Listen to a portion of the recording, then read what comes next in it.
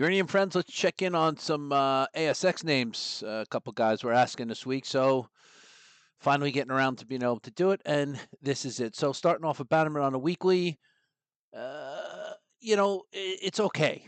It's not great. There's nothing great about this chart. I just want to look at this monthly for a second. Yeah, it's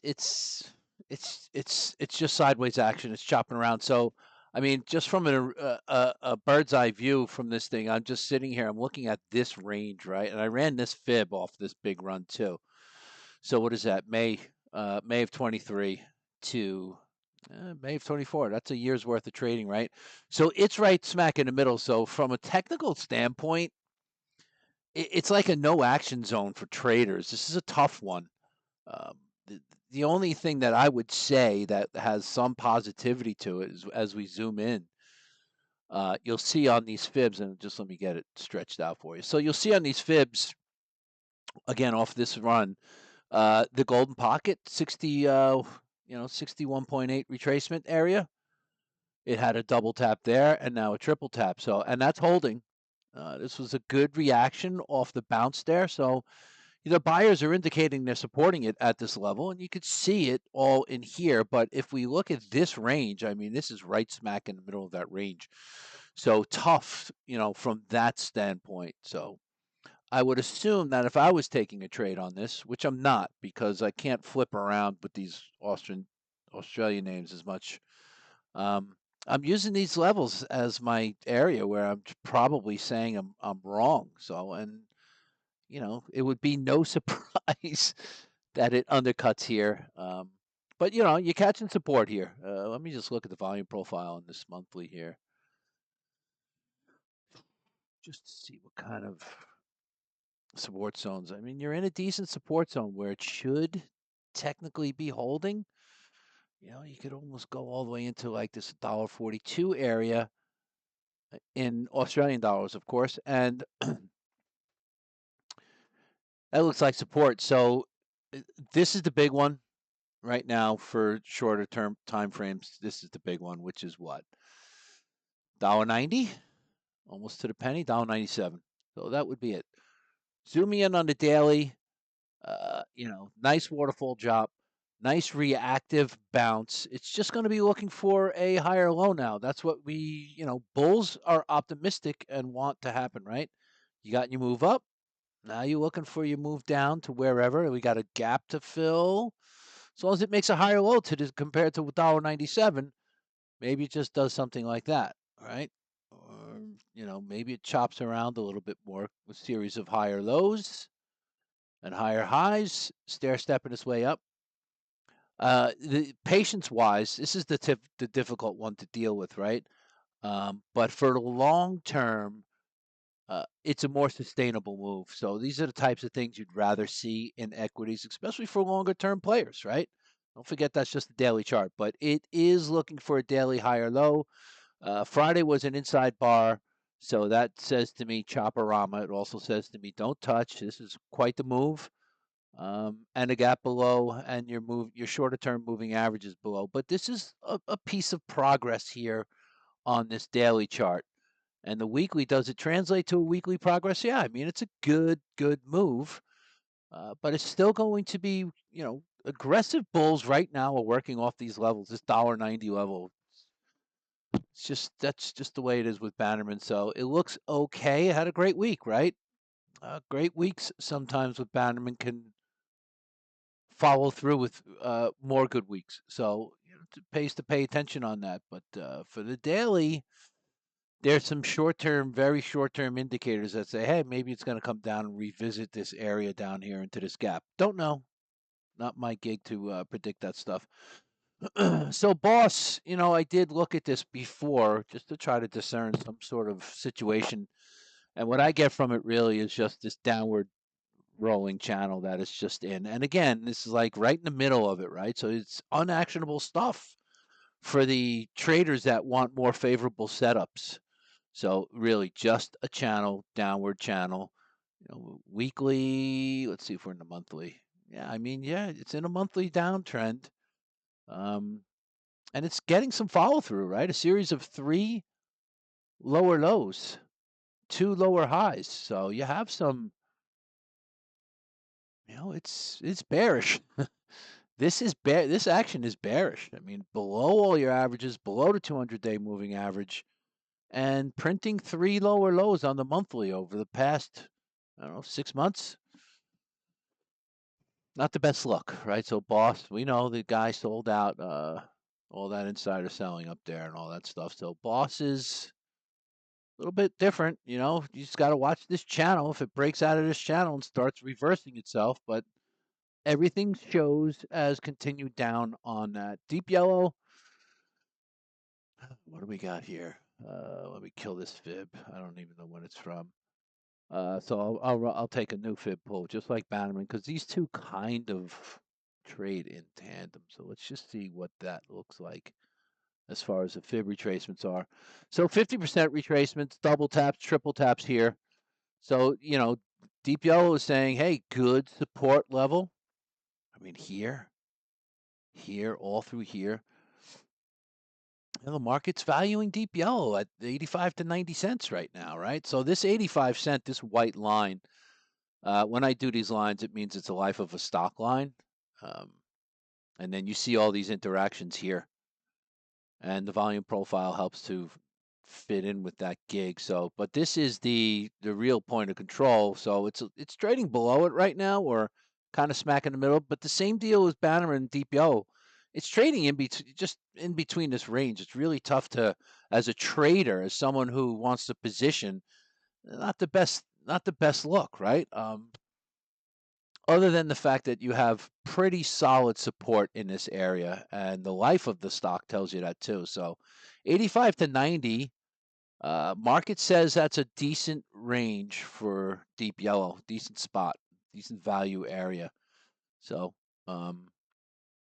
makes sense that it would bounce off there over and over. The buyers are stepping in at that level, right? So fine look here, right? So the monthly, you can look at Boss's monthly, and then you can look at Deep Yellow's, and they're two very different things. I mean, Deep Yellow is technically still in a month. Well, it kind of lost its downtrend here. Let me just look at the quarterly, because that might be a better view.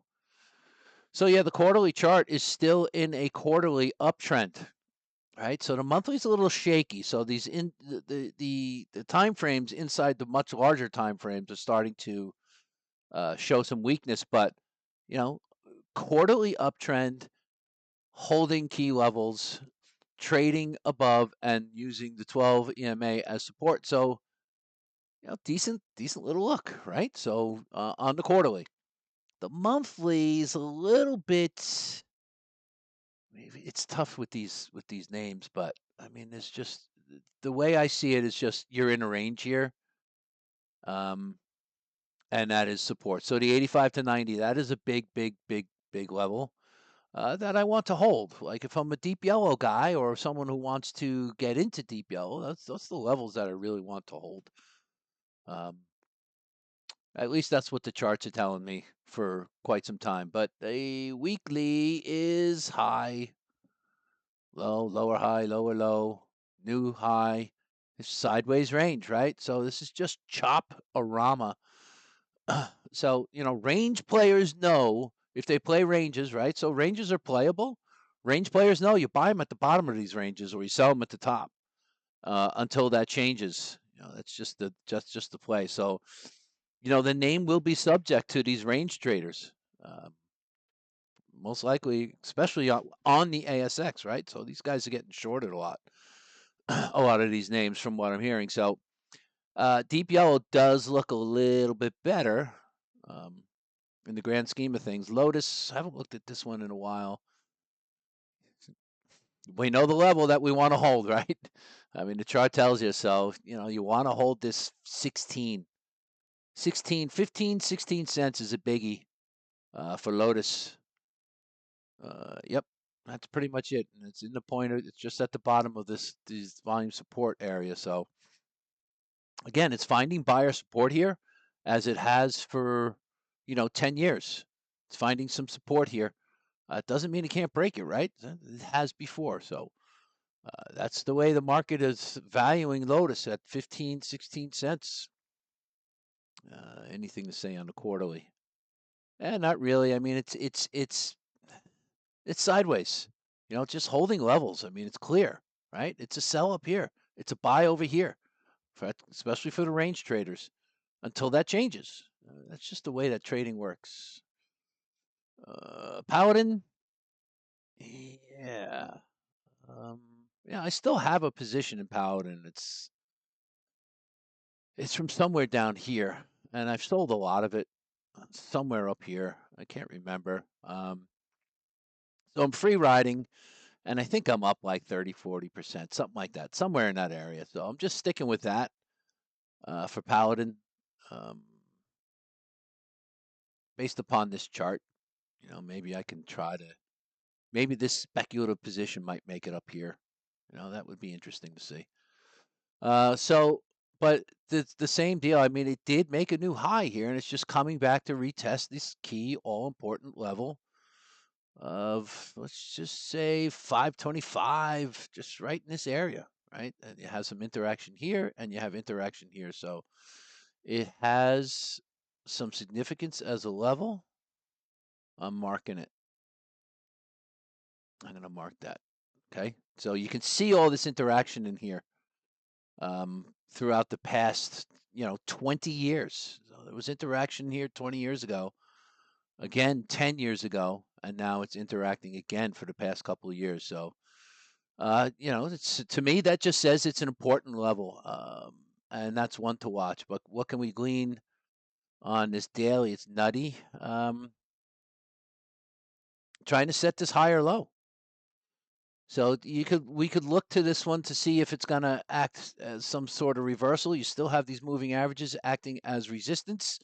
Every time it tried to get above it last week, no go. Looks like this could possibly be the higher low being set, but it's not yet. Let me just see. 65. Yeah, it hasn't set it yet. You're really Friday was an inside bar.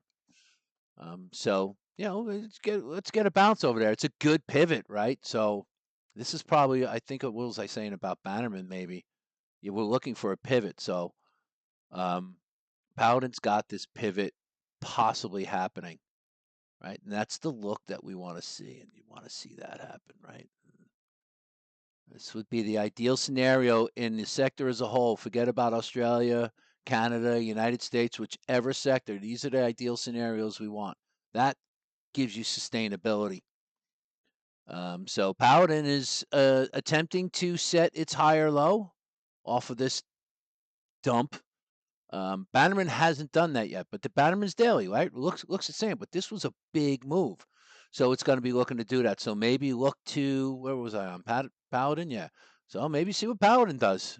Maybe that tells us something else. Balls meet. He likes Penn. I'll talk about it. Because he's a fine fellow to mess around with on Twitter. So there you go. Weekly inside bar, a little bit of a bounce underway. Nothing to speak of yet, but it is at least getting above its moving averages. But everything I view right now, it's in equities in general, is like the bears are all going to be waiting for opportunities to go short again, right? So these are, heavily oversold conditions, decimation type stuff. So yeah, there's going to be a relief bounce. It's just a question of what is it. So does this bounce look different than this bounce? That was the last bounce that this thing got. The last bounce that this thing got was in the beginning of February. It's crazy. So does it look different? Yeah, it looks a little bit different because it's getting above the moving averages. It's starting to get a curl. And if you've listened to me over and over, I'll say it over and over. When moving averages get stretched out, they like to reconcile, right? So that's how you get these nice little sustained moves. The question is, does the sustained move turn into something better on these larger time frames, right? So very stretched moving averages, they're going to want to reconcile just like this. So it happens on the upside and it happens on the downside with these moving averages. Tough one to exemplify with Penn. There's some other ones that people talk about a lot, right? Let me just see. Nah, that's it. Oh, we'll take a look at Silex.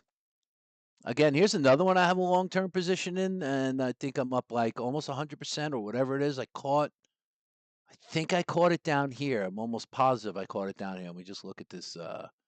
I caught a run, a pretty big run. I caught it somewhere in here. I know that. Probably not this low. Maybe somewhere in here. So, and again, when I want to hold something for a longer term speculative play, I try to get free riders, and I do. I got 100% on the move, whatever it was, and I sold half. So I have free riders on that. But Silex, looks great. That's the weekly. Let me just see what the monthly looks like. Yeah, I mean, the monthly's still in an uptrend. The quarterly's going to look pretty good, I would gather. Yeah, I mean, look, that's just a great quarterly chart, right? So this is a quarterly bull flag in formation,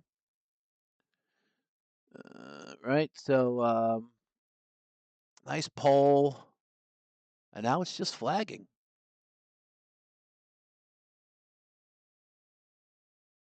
How does that flag play out?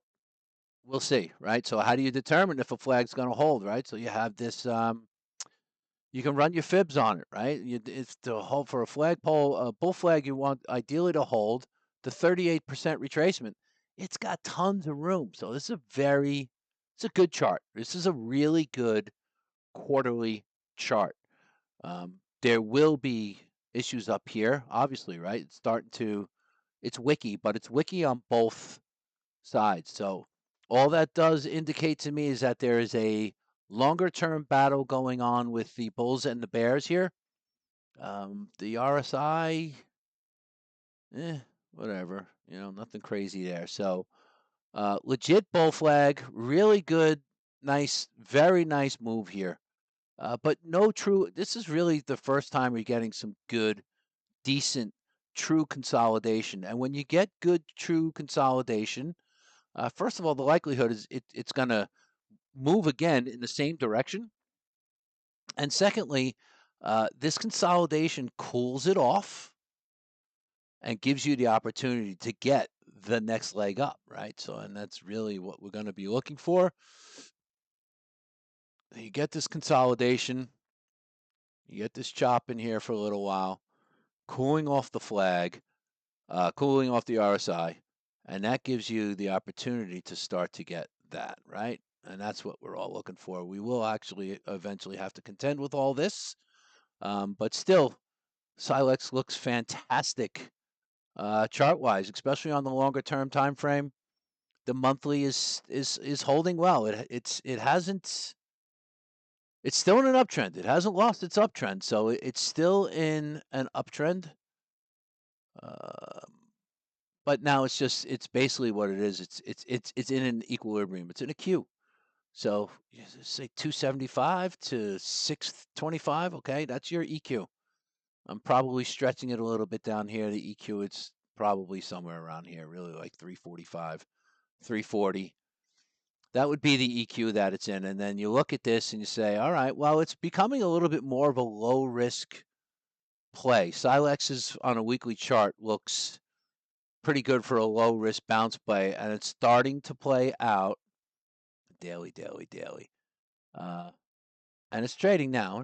It's going, which is interesting, right? So, and this does have a nice little set of a daily trend change action going, right? So, low, high, higher low, higher high, higher low, higher high.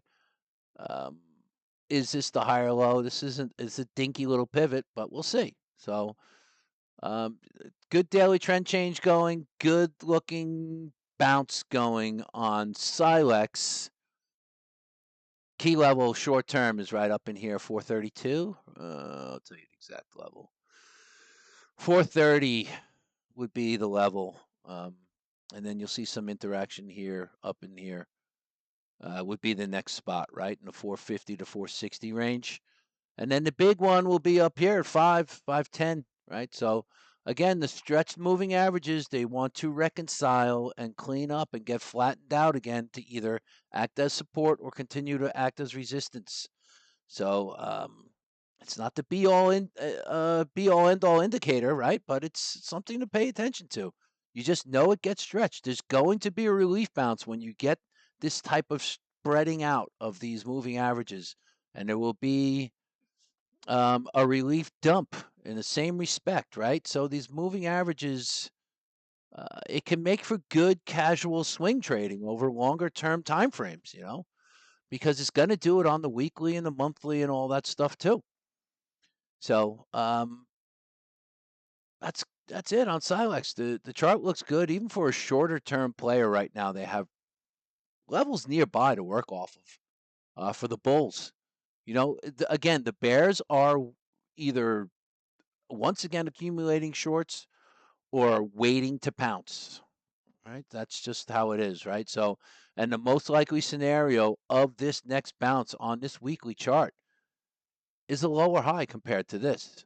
There's a lot of room here for us to see something like that, and I would say it would check somewhere in here, and then to see maybe revisit this, hold those lows, maybe get another little tightening sideways action before it decides which way it wants to go.